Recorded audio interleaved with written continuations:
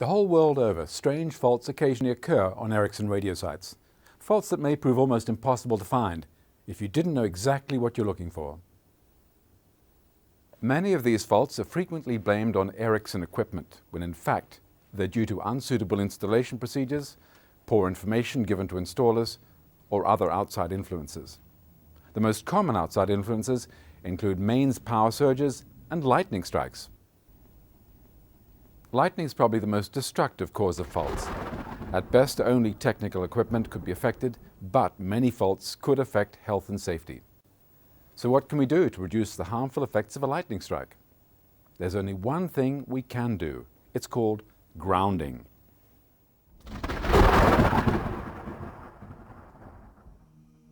In this presentation, we'll help you understand the basic grounding or earthing requirements for Ericsson products on a radio base station site. Let's begin with a general overview of a grounding system. But before we do, consider for a moment just what we're hoping to achieve. The degree of damage caused by a direct lightning strike can be significantly reduced within a zone of protection. The probability of lightning striking any area will not be reduced simply by the addition of a lightning protection system.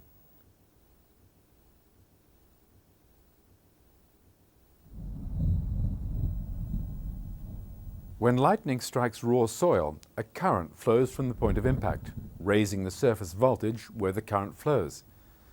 As the current spreads outwards, it's dissipated over a large area. The size of the area depends upon the soil composition and its electrical resistance. Different points within this area are therefore at different potentials. This could prove fatal if there's more than one point of contact with the soil. An elevated lightning rod is added to create a point of impact. This means that the current origin can now be predicted. If we burrow down into the soil and install an electrical conductor or electrode, we can lower the electrical resistance and create an improved path for current to flow. The object is to provide an electrical connection to the earth with the lowest impedance that's practically possible. We need to provide a short and easy route for any current discharge. The underground conductor extends beyond the boundary of the equipment site to provide an area of constant voltage, even in the event of an indirect lightning strike close by. We may have to increase the electrode surface area if the soil has many areas of non-conductivity, for example, sand and rocks. Rocks don't normally conduct electricity very well. Simply adding spikes to the grounding electrode ring increases the electrode surface area in contact with the soil.